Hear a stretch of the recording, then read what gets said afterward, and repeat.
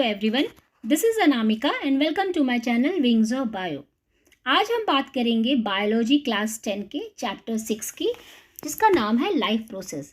मैं आपको इस एनसीईआरटी के बुक की एक एक लाइन एक्सप्लेन करके समझाऊंगी और इससे बाहर तो कुछ आता भी नहीं है एग्ज़ाम में। तो आइए चलिए स्टार्ट करते हैं। How do we tell the difference between what is alive and what is not alive? If we see a dog running, or a cow chewing curd, or a man shouting loudly on the street, we know that these are the living beings. यहाँ कहा जा रहा है कि हम कैसे difference कर पाते हैं कि क्या अलाइव है और क्या नहीं। अगर हम कुत्ते को देख रहे हैं दौड़ते हुए, या गाय जो है वो जुगाली कर रही है, या कोई इंसान जो है वो सड़क पर बहुत ज़ोर से चिल्ला रहा है, तो हम उसको लिविंग बींग्स मानते हैं। But what if the dogs or the cow or the man were asleep? क्या लेकिन जब कुत्ता इंसान सोया हुआ है, वो कुछ नहीं कर रहा है, we would still think that they are alive. हम फिर भी सोचते हैं कि वो जीवित है, वो alive है। कैसे? But how did we know that? हम कैसे जानते हैं? We see them breathing and we know that they are alive. हम देखते हैं कि वो सांस ले रहे हैं, इसलिए वो जीवित है। But what about the plants? How do we know that they are alive? Plants का क्या कह सकते हैं? प्लांट्स को हम कैसे जानते हैं कि वो अलाइव है? We see them green. Usually हम लोग देखते हैं कि प्लांट्स ग्रीन कलर का है, तो हम कहते हैं हाँ वो अभी जीवित है, अलाइव है। Some of us will say, कुछ लोग कहेंगे ऐसा। But what about the plants that have leaves of the colors other than green? कुछ प्लांट्स के जो लीफ होते हैं वो ग्रीन कलर के नहीं होते, तो उनको क्या कहेंगे? उनको अलाइव नहीं कहेंगे। In other words, we tend to think of some sort of movement, इधर ग्रोथ रिलेटेड और नॉट। हाँ ठीक है, अगर वो ग्रीन नहीं है बट उनमें किसी तरह का मूवमेंट है, इधर it should be related to the growth, वो ग्रोथ से भी रिलेटेड हो सकता है, तो हम कहते हैं कि हाँ वो लिविंग है। So using visible movement as the defining characteristics of the life is not enough. इसका मतलब ये हुआ कि जो भी मूवमेंट हमें दिख रहा है वो ज़रूरी नहीं है कि हम कहें बस मूवमेंट को ही देखकर, जो हमें मूवमेंट दिखाई दे रहा है उसको देखकर हम ये कह नहीं सकते हैं कि हाँ वो अलाइव है या नहीं है, क्योंकि किसी किसी चीज़ में, किसी लिविंग बींग्स में मूवमेंट जो होता है वो क्लियरली दिखाई नहीं देता है। क्यों? क्योंकि वो बहुत ही ज़्यादा स्लो होता है। Movement over very small scale will be invisible to the naked eyes. जो मूवमेंट्स अगर बहुत स्लो है तो वो आँखों से दिखाई नहीं देगा। For example, is this invisible molecular movement necessary for our life? अब यहाँ पर ये कहा जा रहा है कि क्या ये invisible molecular movement जो है वो हमारे लाइफ के लिए इम्पॉर्टेंट है? If we ask these questions to the professional biologist, they will say yes. अगर हम किसी प्रोफेशनल बायोलॉजिस्ट से पूछें कि क्या ये इम्पॉर्टेंट है, तो वो कहेंगे हाँ। In fact virus don't show any molecular movement in them until they infect some cells. Virus को जो लोग नहीं भी जानते होंगे वो भी बहुत अच्छे से इस कोरोना सिचुएशन में जान गए होंगे। बहुत बार न्यूज़ में भी सुना होगा कि अगर वो बॉडी के बाहर है तो वो एक्टिव नहीं है, वो अलाइव नहीं है, लेकिन जैसे ही उसको एक बॉडी मिल जाती है, एक होस्ट मिल जाता है, तो वो उसमें जिंदा हो जाता है और फिर तो कितना ग्रो करता है ये आप लोग अच्छे से जानते होंगे। And that is partly why there is a controversy about whether they are truly alive और not. Still it is in the controversy that virus is alive और नॉट। इसीलिए अभी तक कंट्रोवर्सी बनी हुई है कि उसको वायरस को हम लिविंग बींग्स में काउंट करें या नॉन लिविंग में काउंट करें। Okay, so why are molecular movement needed for our life? यहाँ पे बोला जा रहा है कि भाई मॉलिकुलर मूवमेंट इम्पॉर्टेंट ही क्यों है। We have seen in earlier classes that the living organisms are well organized structure. 2-3 से ही पढ़ते आ रहे हैं कि लिविंग बींग्स एक वेल ऑर्गेनाइज स्ट्रक्चर है। 6-7 तक आते आते सेल का नाम सुना होगा, और cell is a structural and functional unit of our life. हमारे लाइफ को, हमारे बॉडी को जो स्ट्रक्चर देता है, जो हमारे बॉडी को पूरा फंक्शन करता है, जो भी ऑर्गन, वो सब चीज़ किससे बना हुआ है? वो सेल से बना हुआ है। They can have a tissue. आप पढ़े होंगे the group of cell is called the tissue, and tissue have cells. Cells have a very small component in them, जिसको हम molecules कहते हैं।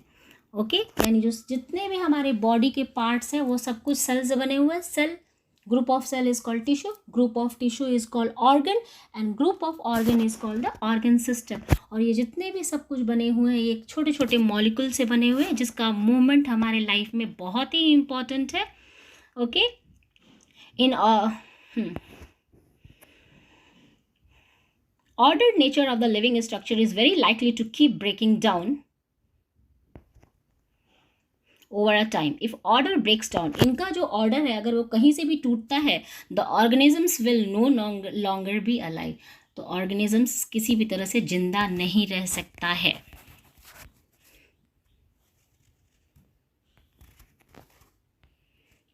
So living creatures must keep repairing and maintaining their structure.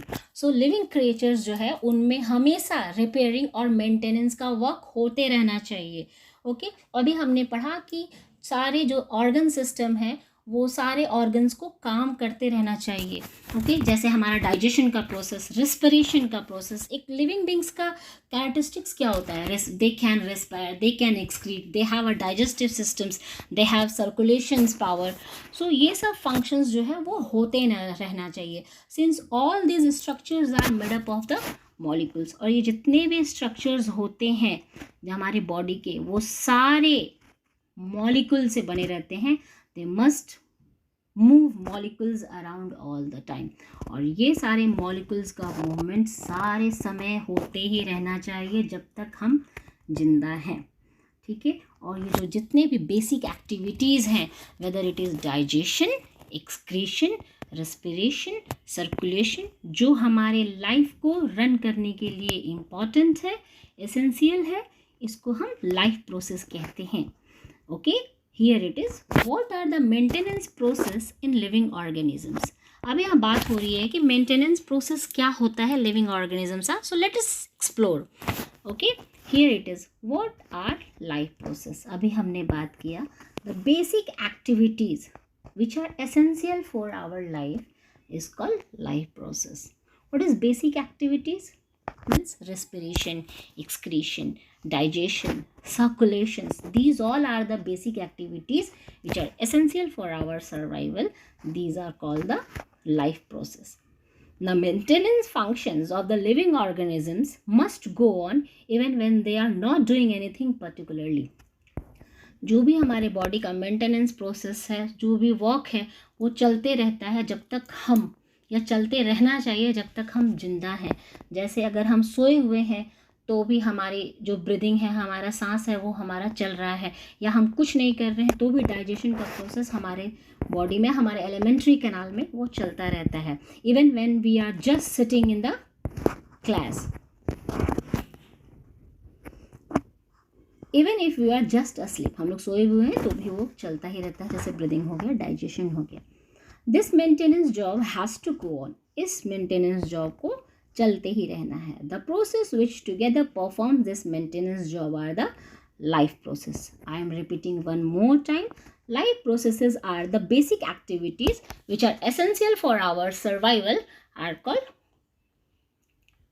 these are the life process. Okay, since these maintenance process are needed to prevent damage and breakdown. अब ये जो maintenance process है इसमें ज़रूरत है कि किसी तरह का डैमेज ना हो, ब्रेकडाउन ना हो. तो उसके लिए हमें किस चीज़ की ज़रूरत पड़ती है? उसके लिए हमें एनर्जी की ज़रूरत पड़ती है. And this energy comes from the outside of the body of the individual organisms. और ये एनर्जी हमें खुद से नहीं मिलती, हम खुद से नहीं बनाते. We are not plant, we can't make our own food. वो एनर्जी हमें बाहर से मिलती है. So there must be a process to transfer a source of energy from outside of the body of the organism. So of course हमें अंदर से नहीं मिलती, हम कहीं बाहर से लेते हैं. तो बाहर से लेके हमारे अंदर तक वो आएगा कैसे? तो वो जो transfer of source of energy होगा, जो हमें एनर्जी हमारे बॉडी में ट्रांसफ़र होगा बाहर से, उसको हम क्या कहते हैं? उसको हम कहते हैं फूड, जो कि हम बाहर से लेते हैं. To the inside, a process we commonly call that the nutrition. Nutrition is the process by which we get energy from the food to do all the vital activities which is needed by our body. Okay, again I am repeating. Nutrition is the process which is needed by our body to do all the activities, you can say. Okay, if the body size of the organisms is to grow, अगर body size organisms के body size को grow करना है, additional raw materials will also be needed from the outside. So फिर कुछ additional भी चाहिए होगा बाहर से, since the life on the earth depends on the carbon based molecules. हमारी जो लाइफ है वो पूरी की पूरी कार्बन बेस्ड मॉलिक्यूल्स पे डिपेंडेंट है. Most of these food sources are also carbon based. Okay, जितने भी फूड सोर्सेज हैं mostly they are on the carbon based. Depending on the complexity of these carbon sources, different organisms can then use different kinds of nutritional process. We are the human beings, we can't eat the food, raw food directly. Okay, we can't digest, we don't have power like animals have power. They have a very strong digestive tract. They can digest it, raw food, but we can't. First we have to cook and it takes time to digest. Okay, and to use it in the process of breakdown of the food source for cellular needs is what we call the respiration. Respiration is the process by which we get energy from the food, or it's a releasing of energy from the food is called the respiration. In the case of the single-celled animal, single-celled you can also say that the unicellular organisms, no specific organs for taking in food. For example, amoeba, paramecium, they are the single-celled organism. Exchange of gases or the removal of waste may be needed because of the entire surface of the organisms is in contact with the environment. इनका जो digestion का process हुआ, अगर वो एक side से होता है तो इनको एक्सक्रीशन के लिए, इनको डाइजेशन और एक्सक्रीशन के लिए अलग अलग ऑर्गन नहीं होता जैसे हमारे पास होता है. डाइजेशन का प्रोसेस के लिए एलिमेंट्री कैनाल होता है ह्यूमन बींग्स में, और एक्सक्रीशन के लिए लार्ज इंटेस्टाइन है. But amoeba, single celled animal, सारा काम अपने बॉडी के एक ही पार्ट से करते हैं. But what happen when the body size of the organisms increases and the body designs become more complex. यहाँ हमारी बात हो रही है ह्यूमन बींग्स या अदर एनिमल्स की बात हो रही है. अगर बॉडी साइज बड़ा है या फिर ज़्यादा कॉम्प्लेक्स है, in multi cellular organisms like us, other animals, all the cells may not be in direct contact with the surrounding environment. सारा सेल्स का जो जितने भी ऑर्गन्स है वो डायरेक्ट सराउंडिंग के कॉन्टैक्ट में नहीं होते. The simple diffusion will not meet the requirements of the all the cells. So एक सिंपल डिफ्यूज़न का प्रोसेस से कोई भी रिक्वायरमेंट जो होता है सेल का वो फुलफिल नहीं होगा. We have seen previously how in multi cellular organisms various body parts have specialised in the functions they perform. Okay, we are familiar with the ideas of this specialized tissues and with their organizations in the body of the organisms. It is therefore not surprising that the uptake of the food and of the oxygens will also be functions in the specialized tissue. This poses a problem since the food and oxygens now taken up at the one place in the body of the organisms, while all parts of the body needed them. This situation.